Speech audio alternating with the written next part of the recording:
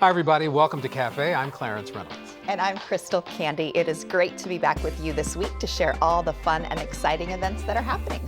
But of course, let's start out with Amy Sweezy. She is at the Orlando Science Center. Hey, Amy.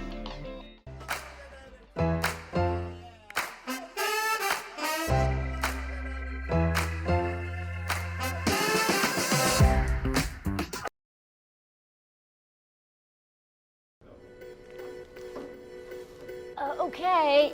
I'm in the kinetic zone at the Orlando Science Center. And yes, these are the pulley chairs. Bet you can't guess why. I'm trying to lift myself up here. I don't know if I can make it to the top. Hey Jeff, how are you doing down there? Yeah, it's not happening.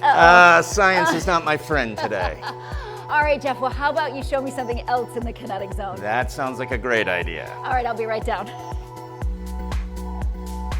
All right, this is literally science in motion, Jeff. Tell me more about the kinetic zone. Kinetic zone is all about physics, it's about engineering, it's about kinetic energy. All of Orlando Science Center is STEM, but what people kind of visualize when they talk about STEM is really right here in kinetic zone. All kinds of interesting opportunities like this Bernoulli table, Magic. which is using the power of air to levitate balls. We also have engineering challenges, which are challenging people to use their problem-solving skills, their collaboration, their critical thinking, all those important STEM skills. I'm terrible at it. This is my revenge on the pulley chair. Right. Very cool. All right, so what else is in here? We've got some simulators. We've got these great engineering challenges where you can create contraptions that go down a zip line. We play around with plasma balls and some of those traditional Science Center things. So there are a lot of physical science activities in Kinetic Zone that will bring back memories of probably Science Centers and museum visits that you went as a kid or when your kids were younger. Right, and that's a good point too, because the Science Center, you always think about it's families with kids. Parents bring their children here, but it's really for all ages, right? Yeah, there's no age limit on curiosity. So if you're interested in learning something new, come on down to Orlando Science Center. Also for adults specifically, we do Science Night Live, which is an adult night that happens 5 times a year, where on a Saturday night, we open up the Science Center specifically for adults with guest speakers, cool activities, and all the Science Center, but no kids. All right, so you heard it right here. Bring your kids, don't bring your kids. It's all at the Orlando Science Center. Don't miss it.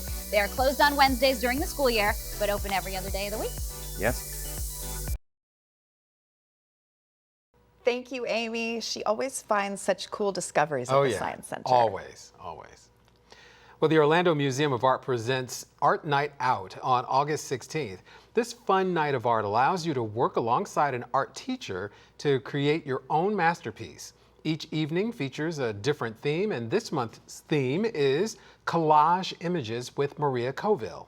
You'll create a still life landscape, dreamscape, or composition of shapes, patterns, and colors. And you'll use magazines, color paper, and you can bring your own images, photographs, or postcards as inspiration and part of the piece. The price of the class includes all materials and an adult beverage.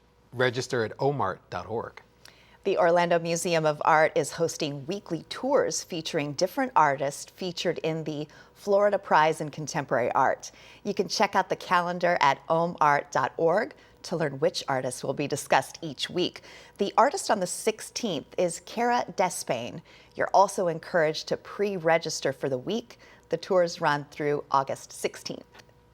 You can join the History Center's Reading Through History book club to discuss Jaquira Diaz's 2019 award-winning memoir, Ordinary Girls. In it, she discusses her early life in Puerto Rico and her family's move to Miami Beach, drug use, mental health challenges, encounters with the law, and growing up as queer and biracial in between 2 homes. The book has been honored with a Whiting Award in nonfiction and a Florida Book Awards Gold Medal. You can join for free to discuss her work, life, and ties to Central Florida history, and you're asked to RSVP at thehistorycenter.org. Every third Thursday of the month, you have the chance to celebrate arts, culture, and history in downtown Orlando. From 6 until 9, you'll find live performances from the Dr. Phillips Center, an artisanal makers market with local vendors and handmade products. Free admission to the Orange County History Center is also included. This month's event is on August 17th. There will also be local food trucks and drinks available for purchase.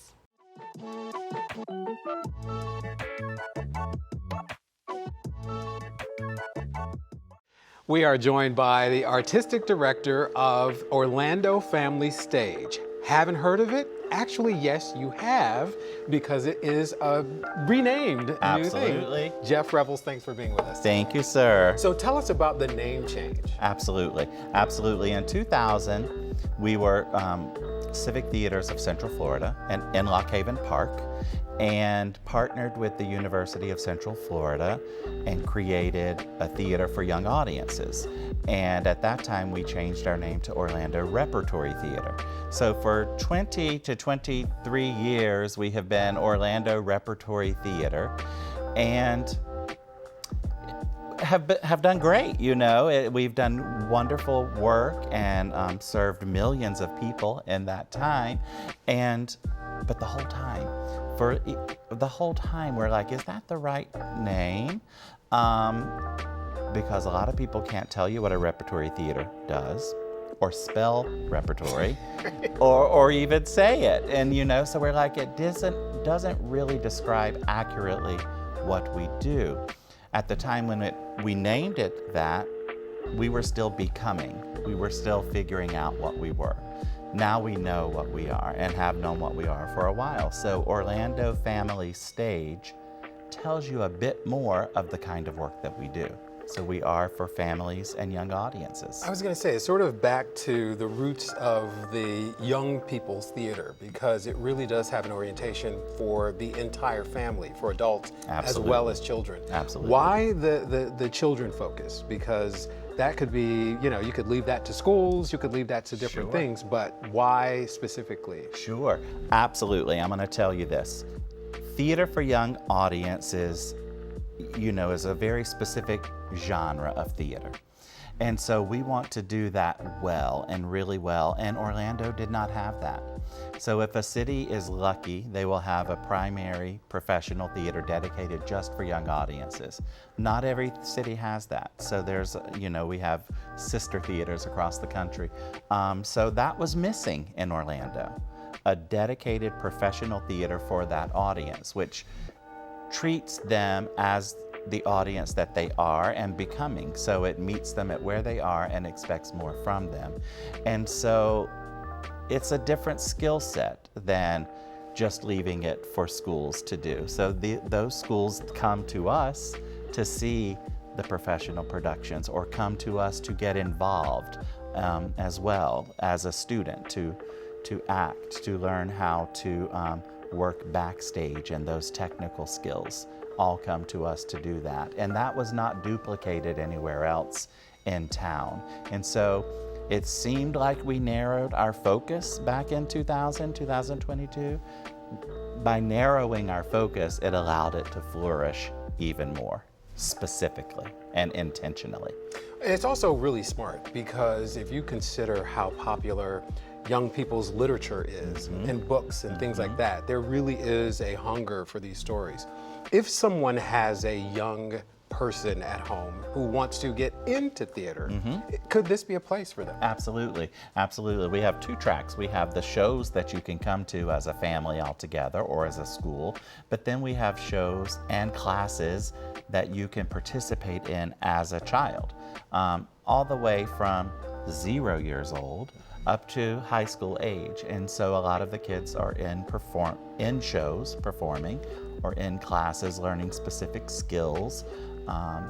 And then we have started theater for the very young, and that is 0 to 5 years old, where we focus on programming for Baby and Me classes, story strolls, theater for the very young productions, which is, you're like, what in the world would that be? But it's very specifically researched and detailed and created just for that audience. That's really great, because As we move into, even more technological age that we are, that's something AI will never be able to do. Correct. Is Correct. Is theater. Is theater because we do crave as a human race that connection with each other. And it's a connection with each other in the audience, as one audience watching this performance, sharing back and forth, and what are we trying to learn from these performances? These performances aren't just chosen just to do something fun. Usually there's some reasoning behind that. And it's really to create, which is our mission, is to empower young people to be brave and empathetic human beings. And so our stories that we are choosing to tell is letting you see how life is like for someone else that isn't you, but also to see your stories on stage as well. Empathy, and it also gets them off their devices. So That's true. Jeff, thank you so much for being with us from Orlando Family Stage, formerly known as the Orlando Rep. Yes. Thank you so much. Thank you. The Winter Park Playhouse presents Hollywood Meets Jazz, a cabaret with Patrice Bloomfield on August 16th and 17th. The performance will showcase Ms. Bloomfield's love of performers from both classic Hollywood and the early jazz era, including Barbra Streisand, Frank Sinatra, and more. The solo cabaret will also be recorded and can be enjoyed virtually. Get tickets at winterparkplayhouse.org. A special concert at the Ritz Theater brings you 5 decades of instrumental hits. The Sanford Jazz Ensemble, 50 years of instrumental hits, 1950 to 2000, will feature hits that you love, from Perez Prado's Cherry Pink and Apple Blossom White, to Herb Alpert's Rise, to Herbie Hancock's Chameleon, and the Average White Band's Pick Up the Pieces. There is something for everyone. The concert is August 20th from 3 to 5. So this week, music. I was going to say music, big bands, Yeah. the throwbacks, the modern Jazz. day. Yeah. Anything you need, anything you want to hear, Lots going on. you're going to get it. Absolutely. Well, that wraps up this week of events. And if you have one you'd like to share with us for next month, send us an email at cafe@ocfl.net. I'm Clarence Reynolds. And I'm Crystal Candy. Remember to join us next week to see what's new and exciting in your community.